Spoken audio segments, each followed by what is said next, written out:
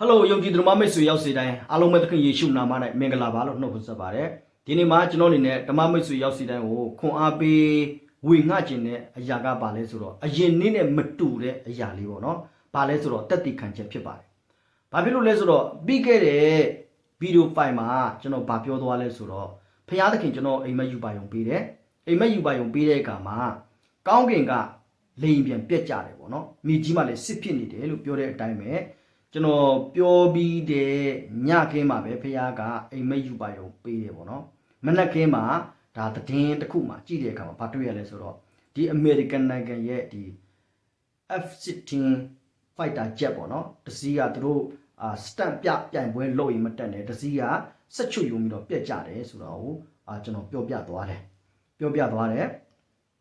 ဒါတည်းမကဘူးမြေကြီးမှာလည်းစစ်ဖြစ်မယ်လို့ကျွန်တော်ပြောတဲ့အတိုင်းပဲအဲ့ဒီဗီဒီယိုဖိုင်မှာကျွန်တော်ဗာပြောသွားလဲဆိုတော့စစ်ဖြစ်အောင်မယ်လို့ကျွန်တော်ပြောတဲ့အတွက်အခုထိုင်းနဲ့ကမ္ဘောဒီးယားစစ်ဖြစ်နေပြီထိုင်းနဲ့ကမ္ဘောဒီးယားဆိုတာကသူတို့ကဒါငြိမ်းချမ်းရေးစာချုပ်ချုပ်ပြီးမှအခုကတော့ကစားဖြစ်ပြီးတော့မှသူတို့စစ်ပြန်ဖြစ်နေတယ်ပေါ့နော်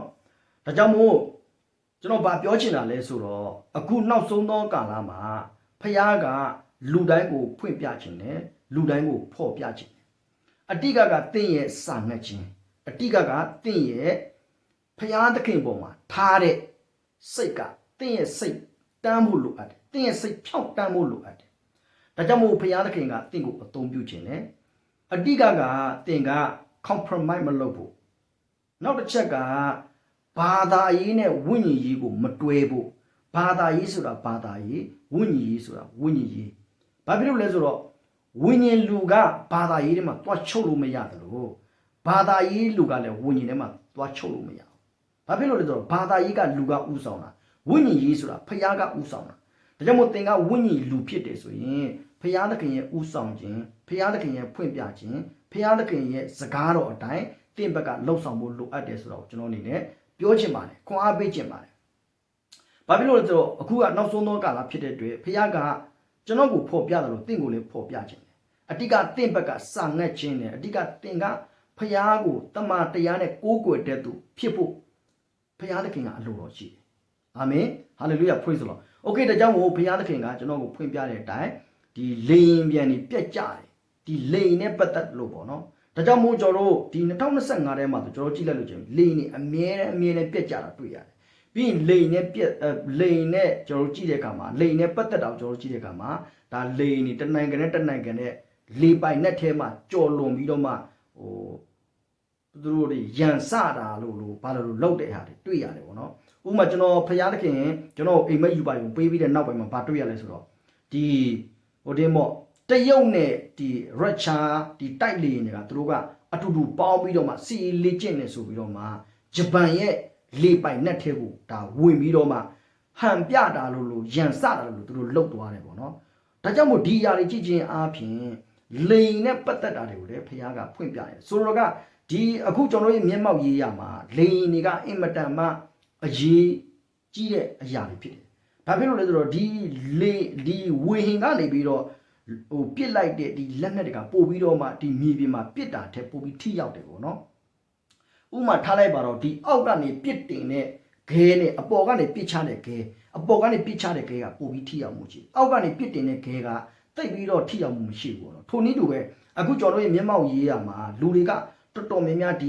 ဝေဟင်ဘက်ကိုပဲအာယုံစိုက်ပြီးတော့မှဒီဝေဟင်ဘက်မှာပဲအနိုင်စိုးမိုးဖို့လူသားတွေကလှုပ်ဆောင်နေဆိုတော့ကျွန်တော်တွေ့ရတယ်ကျွန်တော်ကြည့်ရင်လေယာဉ်မြန်တွေ drone တွေဒါတွေကျွန်တော်တွေ့ရတယ်โอเคဒါကြောင့်မို့ဒီစစ်ဖြစ်မဲ့ဆိုတဲ့အကြောင်းအရာတွေလည်းကျွန်တော်တို့ဒါအရင်ကလည်းတွေ့ခဲ့ပြီးခဲ့တဲ့ဗီဒီယိုဖိုင်မှာကျွန်တော်ပြောသလိုပဲစစ်ဖြစ်အောင်မယ်လို့ပြောတဲ့အတွက်အခုစစ်ဖြစ်နေပြီဘာလဲဆိုတော့ကမ္ဘောဒီးယားနဲ့ဒီထိုင်းနဲ့သူတို့စစ်ပြန်ဖြစ်လာတယ်ဒါသူတို့အရင်တော့ငင်းငင်းရေးစာချုပ်ချုပ်ပြီးပြီဒါပေမဲ့အခုကကတော့ကစားပြန်ဖြစ်လာတယ်ကျွန်တော်ဖျားသခင်ကျွန်တော်ကိုအိမ်မက်ယူပါယူပေးပြီးတဲ့နောက်ပိုင်းမှာဒါဖြစ်လာတယ်ဆိုတော့ကျွန်တော်ပြောပြတာဖြစ်တယ်โอเคဒါကြောင့်မို့ဒီနေ့မှာကျွန်တော်ဓမ္မမိတ်ဆွေရောက်စီတိုင်းကိုခွန်အားပေးခြင်းနဲ့တင့်ဘက်ကစာငတ်ပါဖျားသခင်ကိုတင်ယုံမှတန်တရားမရှိပါနဲ့ပြီးရင်ဆရာသမားတွေရဲ့ဝေငှချက်တက်တိခံချက်တွေမှာသင်မသိခဲ့ဘူးသင်နားမလည်ဘူးဆိုပြီးတော့မှအရန်တမပုတ်ခတ်ပါနဲ့တချို့နေရာတွေကဖျားလုတ်တဲ့အရာတွေဖြစ်ပါတယ် အဲ့ဒီမှာကတင်ကသွားပြီးတော့ဝင်ပြီးတော့မှသွားပုတ်ခတ်တာတော့သွားပြောမိတာလို့ဆိုရင်တင်ဘက်ကအများကြီးအန္တရာယ်ရှိတယ်လို့တင်ဘက်ကအမင်္ဂလာဖြစ်သွားနိုင်တယ်ဒါကျွန်တော်တတိပေးတာဖြစ်ပါတယ်ဘာဖြစ်လို့လဲဆိုအခုနောက်ဆုံးသောကာလမှာဖရာသခင်ကလူတိုင်းကိုဖွင့်ပြနေတယ်လူတိုင်းကိုဖော်ပြနေတယ်ကျွန်တော်ကအဲ့ဒီအရာတွေကိုလွတ်ရှုလို့မရဘူးဘာဖြစ်လို့လဲဆိုတော့ကဘာကြီးနဲ့တက်ဆိုင်တဲ့အရာကဘာကြီးရဲ့အရွေကဘာကြီးရဲ့ပယ်လဲပါလဲကိုတော်တော်များများဖရာသခင်ကသူ့ရဲ့လူတွေကိုဖွင့်ပြသူ့ရဲ့လူတွေကိုဖော်ပြနေတာဖြစ်တယ်ဒါကြောင့်မို့ဖရာသခင်ရဲ့လူကတင်လဲဖြစ်နိုင်တယ်ကျွန်တော်လည်းဖြစ်နိုင်တယ်ဒါကြောင့်မို့အတိတ်ကကျော်တို့ရဲ့စာငတ်ခြင်းကျော်တို့ရဲ့ဖရာသခင်ကိုတမတရားနဲ့ကိုးကွယ်တတ်ခြင်းဖြစ်စေဖို့ဖရာသခင်အလိုတော်ရှိတယ်ဖရာသခင်တင့်ကိုလည်းအသုံးပြုခြင်းတယ်အာမင်ဟာလေလုယာဒီနေ့မှာကျွန်တော်ဓမ္မမိတ်ဆွေရောက်စီတဲ့ကိုတက်တည်ခံခြင်းတဲ့အရာလေးကဒါလေးပါပဲကျွန်တော် reality တွေကိုပြန်ပြောတာဖြစ်တယ်ဘာဖြစ်လဲပြီးခဲ့တဲ့ video file မှာပြောခဲ့တဲ့အတိုင်းဖြစ်နေတယ်ဆိုတာကိုကျွန်တော်ပြန်ပြီးတော့မှ reality ပြန်ပြောပြခြင်းဖြစ်ပါတယ်တကယ်လက်တွေ့ကိုပြန်ပြောပြခြင်းဖြစ်ပါတယ်ကြည့်ရှုလို့နားထောင်သူဓမ္မမိတ်ဆွေရောက်စီတဲ့ပုံမှာဘုရားသခင်ကောင်းချီးပေးပါစေအာမင်အာမင်အာမင်